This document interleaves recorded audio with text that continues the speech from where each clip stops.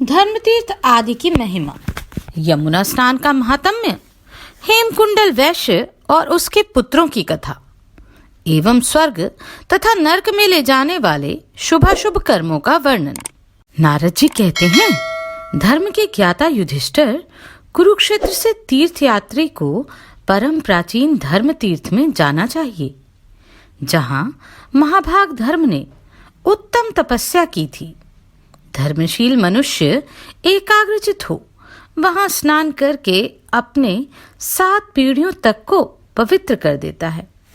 वहां से उत्तम कलाप वन की यात्रा करनी उचित है। उस तीर्थ में एकाग्रता पूर्वक स्नान करके मनुष्य अग्नियोष्ठम यज्ञ का फल पाता है और विष्णु लोक को भी जाता है।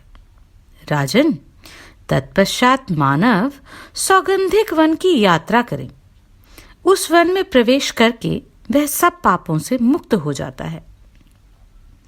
उसके बाद नदियों में श्रेष्ठ सरस्वती आती है, जिन्हें पलक्षा देवी भी कहते हैं। उनमें जहां बल्मीक से जल निकला है, अर्थात बाम्बी से जल निकला है, वहां स्नान करें। फिर देवताओं तथा पितरों का पूजन करके मनुष्य अश्वमेध यज्ञ का फल पाता है। भारत सुगंधा, शतकुंभा तथा पंचयज्ञ की यात्रा करके मनुष्य स्वर्गलोक में प्रतिष्ठित होता है। तत्पश्चात तीनों लोकों में विख्यात सुवर्ण नामक तीर्थ में जाएं। वहां पहुंचकर भगवान शंकर की पूजा करने से मनुष्य अश्वमेध यज्ञ का फल पाता और गणपति पद को प्राप्त होता है। वहां से धूमवंती को प्रस्थान करे। वहां 3 रात निवास करने वाला मनुष्य मनोवांछित कामनाओं को प्राप्त करता है, इसमें तनिक भी संदेह नहीं है।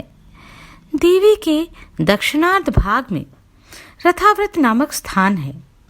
वहां जाकर श्रद्धालु एवं जितेंद्रिय पुरुष महादेव की कृपा से परम गति को प्राप्त होता है। तत्पश्चात महागिरी को नमस्कार करके गंगा द्वार जाना चाहिए तथा वहां एकाग्रचित हो कोटि तीर्थ में स्नान करें। ऐसा करने वाला पुरुष पुंडरिक यज्ञ का फल पाता और अपने कुल का भी उद्धार कर देता है। वहां 1 रात निवास करने से सहस्त्र गोदान का फल मिलता है। सप्तगंग, त्रिगंग और शक्राव्रत नामक तीर्थ में देवता और पितरों का विधि पूर्वक तर्पण करने वाला पुरुष पुण्यलोक में प्रतिष्ठित होता है। इसके बाद कनखल में स्नान करके 3 रात तक उपवास करने वाला मनुष्य अश्वमेध यज्ञ का फल पाता और स्वर्गलोक को जाता है।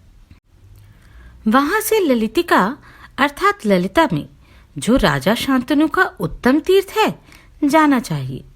राजन, वहां स्नान करने से मनुष्य की कभी दुर्गति नहीं होती। महाराज युधिष्ठिर तत्पश्चात उत्तम कालिंदी तीर्थ की यात्रा करनी चाहिए। वहां स्नान करने से मनुष्य दुर्गति में नहीं पड़ता। नरश्रेष्ठ, पुष्कर, कुरुक्षेत्र, ब्रह्माव्रत, पृथुदक, अविमुक्त क्षेत्र अर्थात काशी तथा सुवर्ण नामक तीर्थ भी जिस फल की प्राप्ति नहीं होती, वह यमुना में स्नान करने से मिल जाता है। निष्काम या सकाम भाव से भी जो यमुना जी के जल में गोता लगाता है, उसे इस लोक और परलोक में दुख नहीं देखना पड़ता। जैसे कामधेनु और चिंतामणि मनोगत कामनाओं को पूर्ण कर देती हैं, उसी प्रकार यमुना में भी किया हुआ स्नान सारे मनोरथों को पूर्ण करता है। सतयुग में तप, त्रेता में ज्ञान, द्वापर में यज्ञ तथा कलयुग में दान सर्वश्रेष्ठ माने गए हैं। किंतु कालिंदी कन्या यमुना सदा ही शुभकारिणी है।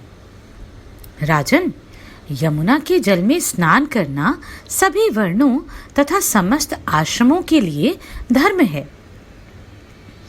मनुष्य को चाहिए कि वह भगवान वासुदेव की प्रसन्नता, समस्त पापों की निवृत्ति तथा स्वर्गलोक की प्राप्ति के लिए यमुना के जल में स्नान करे।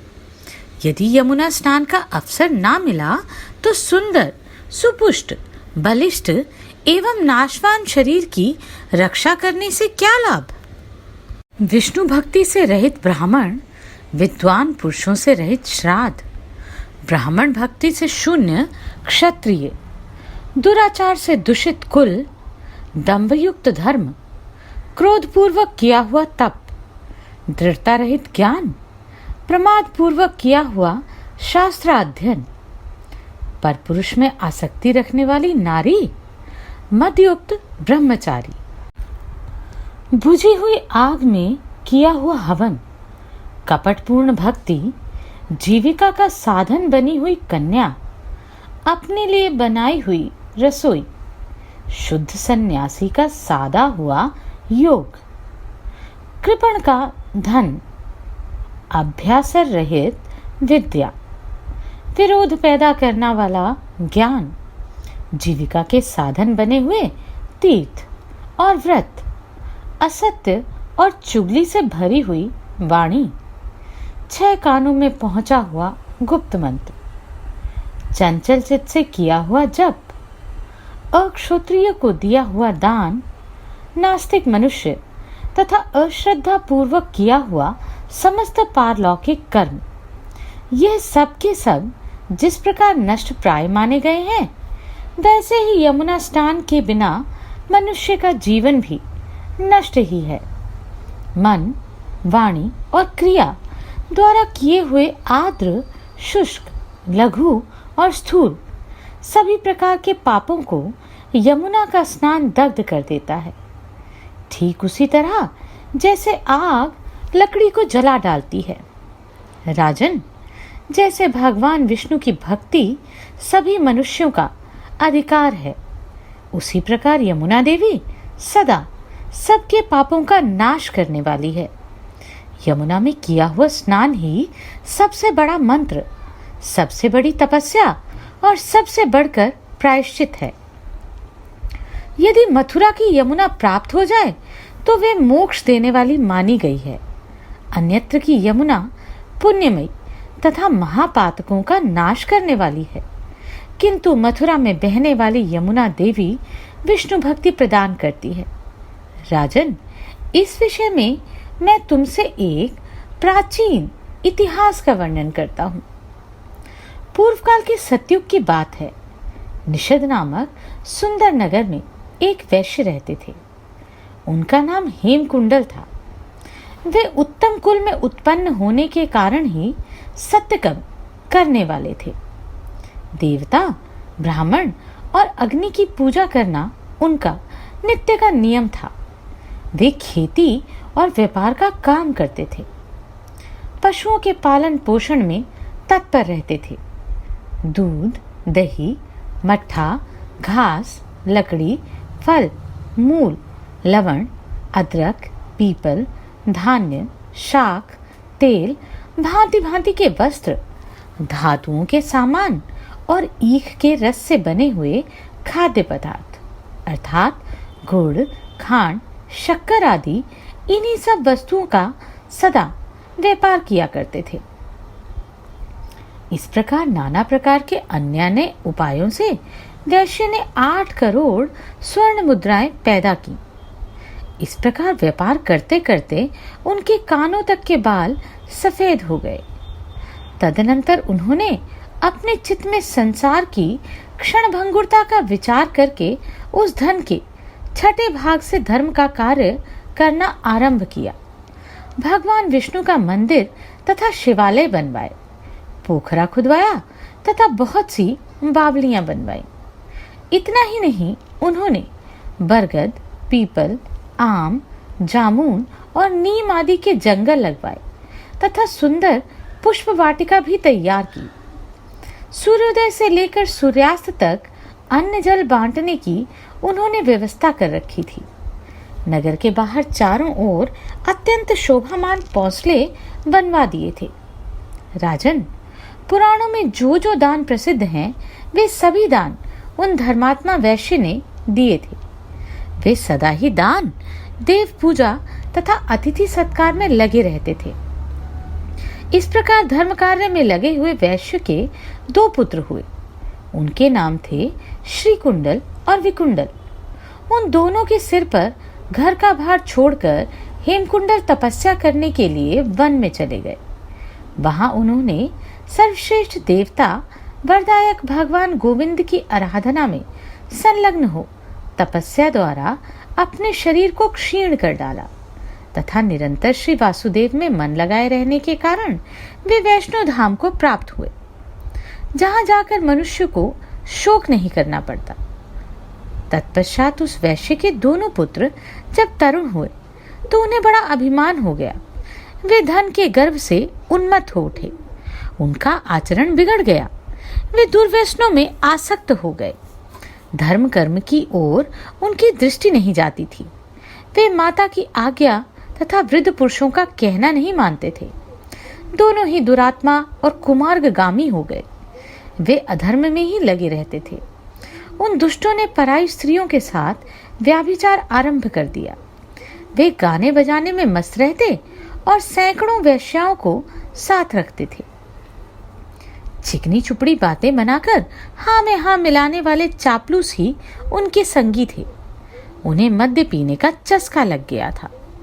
इस प्रकार सदा भोग परायण होकर पिता के धन का नाश करते हुए वे दोनों भाई अपने रमणीय भवन में निवास करते थे।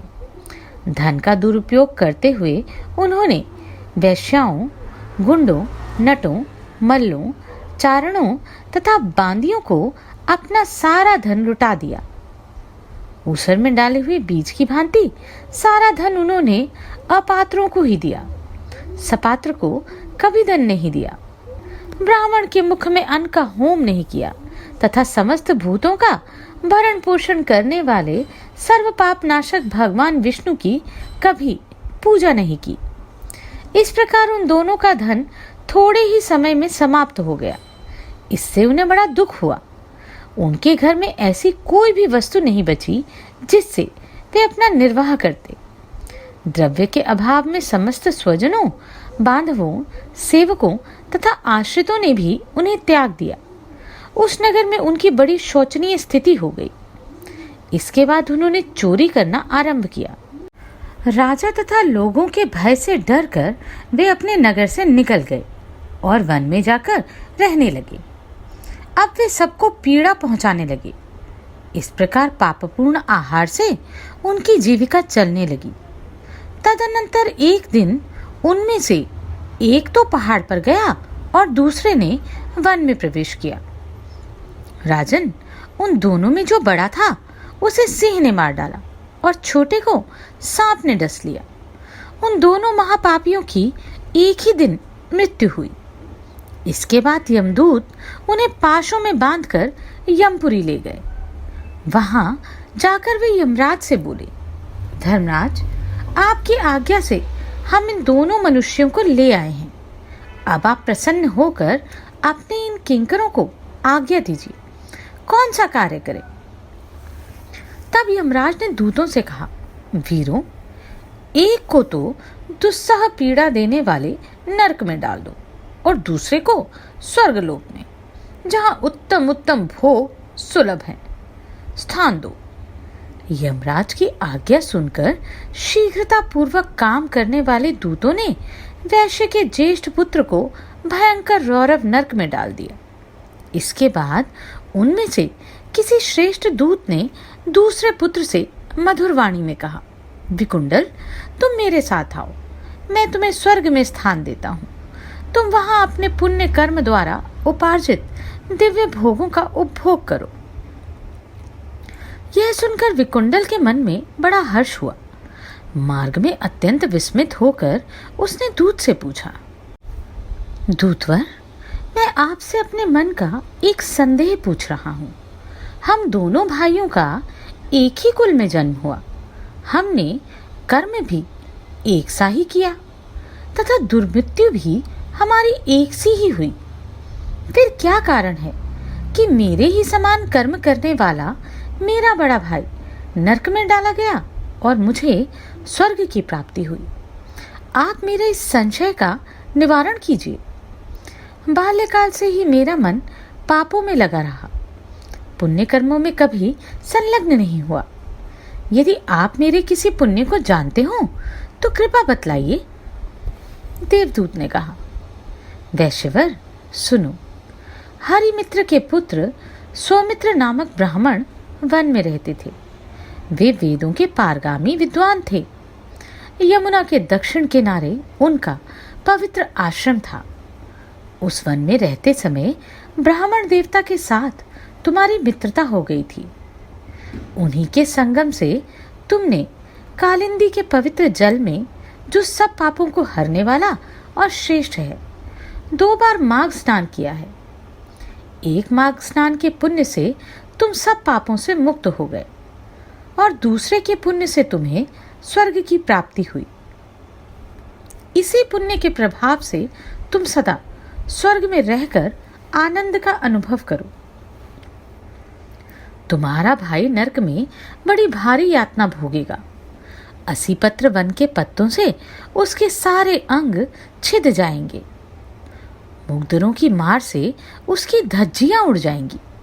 शिला की चट्टानों पर पटक कर उसे चूर चूर कर दिया जाएगा तथा वह दहकते हुए अंगारों में भूना जाएगा। दूत की यह बात सुनकर विकंडल को भाई के दुख से बड़ा दुख हुआ। उसके सारे शरीर के रोंगटे खड़े हो गए। वे दीन और विनीत होकर बोला, साधो, सत्पुरुषों में 7 पग साथ चलने मात्र से मैत्री हो जाती है तथा यह उत्तम फल देने वाली होती है। अतः आप मित्रभाव का विचार करके मेरा उपकार करें। मैं आपसे उपदेश सुनना चाहता हूँ। मेरी समझ में आप सर्वज्ञ हैं, अतः कृपा करके बताइए, मनुष्य किस कर्म के अनुष्ठान से यमलोक का दर्शन नहीं करते तथा कौन सा कर्म करने से वे नरक में जाते हैं। देवदूत ने कहा, जो मन, वाणी और क्रिया द्वारा कभी किसी भी अवस्था में दूसरों को पीड़ा नहीं देते, वे यमराज के लोक में नहीं जाते हैं। अहिंसा परम धर्म है। अहिंसा ही श्रेष्ठ तपस्या है तथा अहिंसा को ही मुनियों ने सदा श्रेष्ठ दान बताया है। जो मनुष्य दयालु हैं वे मच्छर, सांप, डांस, खटमल तथा मनुष्य सबको अपने ही समान देखते हैं। जो अपनी जीविका के लिए जलचर, थलचर जीवों की हत्या करते हैं, वे कालसूत्र नामक नरक में पड़कर दुर्गति भोगते हैं। वहां उन्हें कुत्ते का मांस खाना तथा पीप और रक्त पीना पड़ता है। वे चर्बी की कीच में डूबकर अधोमुखी कीड़ों के द्वारा डसे जाते हैं। अंधेरे में पड़कर वे एक दूसरे को खाते और परस्पर आघात करते हैं। इस अवस्था में भयंकर चित्कार करते हुए वे एक कल्प तक वहां निवास करते हैं।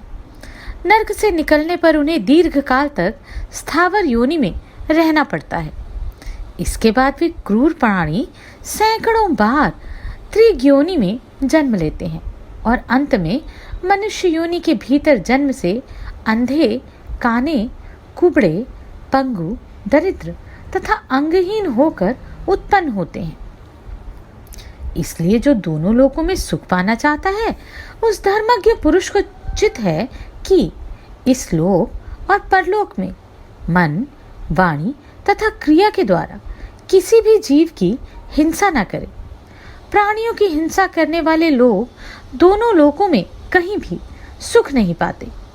जो किसी जीव की हिंसा नहीं करते, उन्हें कहीं भी भय नहीं होता। जैसे नदियां समुद्र में मिलती हैं, उसी प्रकार समस्त धर्म अहिंसा में लय हो जाते हैं। यह निश्चित बात है। वैश्यप्रवर, जिसमें इस लोक में संपूर्ण भूतों को अभयदान कर दिया है, उसी ने संपूर्ण तीर्थों में स्नान किया है तथा वह संपूर्ण यज्ञों की दीक्षा ले चुका है। वर्णाश्रम धर्म में स्थित होकर शास्त्रोक्त आज्ञा का पालन करने वाले समस्त जितेंद्रिय मनुष्य सनातन ब्रह्मलोक को प्राप्त होते हैं। जो इष्ट और पूर्त में लगे रहते हैं, पंचयज्ञों का अनुष्ठान किया करते हैं, जिनके मन में सदा दया भरी रहती है, जो विषयों की ओर से निवृत्त, सामर्थ्यशाली, वेदवादी तथा सदा अग्निहोत्र परायण हैं, वे ब्राह्मण स्वर्गगामी होते हैं। शत्रुओं से घिरे होने पर भी जिनके मुख पर कभी दीनता का भाव नहीं आता, जो शूरवीर हैं, जिनकी मृत्यु संग्राम में ही होती है, जो अनाथ स्त्रियों, ब्राह्मणों तथा शरणागतों की रक्षा के लिए अपने प्राणों की बलि दे देते हैं, तथा जो पंगु, नेत्रहीन, बाल, वृद्ध, अनाथ, रोगी तथा दरिद्रों का सदा पालन पोषण करते हैं, वे सदा स्वर्ग में रहकर आनंद भोगते हैं। जो कीचड़ में फंसी हुई गाय तथा रोग से आतुर ब्राह्मणों को देखकर उनका उद्धार करते हैं, जो गौओं को ग्रास अर्पण करते, गायों की सेवा शुश्रूषा में रहते तथा गायों की पीठ पर कभी सवारी नहीं करते, वे स्वर्गलोक के निवासी होते हैं। जो ब्राह्मण प्रतिदिन अग्नि पूजा, देव पूजा, गुरु पूजा और द्विज पूजा में तत्पर रहते हैं, वे स्वर्गलोक में जाते हैं। बावली, कुआं और पोखरे बनवाने वाले पुण्य का कभी अंत नहीं होता, क्योंकि वहां जलचर और थलचर जीव सदा अपनी इच्छा के अनुसार जल पीते रहते हैं। देवता भी बावली आदि बनवाने वाले को नित्य दान परायण कहते हैं। वैश्यवर प्राणी जैसे जैसे बावली आदि का जल पीते हैं, वैसे ही वैसे धर्म की वृद्धि होने से उसके बनवाने वाले मनुष्य के लिए स्वर्ग का निवास अक्षय होता जाता है। जल प्राणियों का जीवन है, जल के ही आधार पर प्राण टिके हुए हैं। पातकी मनुष्य प्रतिदिन स्नान करने से पवित्र हो जाते हैं। प्रातः काल का स्नान बाहर और भीतर के मल को भी धो डालता है। प्रातः स्नान से निष्पाप होकर मनुष्य कभी नरक में नहीं पड़ता। जो बिना स्नान किए भोजन करता है, वह सदा मल का भोजन करता है। जो मनुष्य स्नान नहीं करता, देवता और पितृ उससे विमुख हो जाते हैं, वह अपवित्र माना गया है। वह नरक भोग कर कीट योनि को प्राप्त होता है। जो लोग पर्व के दिन नदी की धारा में स्नान करते हैं, वे ना तो नरक में पड़ते हैं, ना किसी बीच योनि में ही जन्म लेते हैं। उनके लिए बुरे स्वप्न और बुरी चिंताएं सदा निष्फल होती हैं।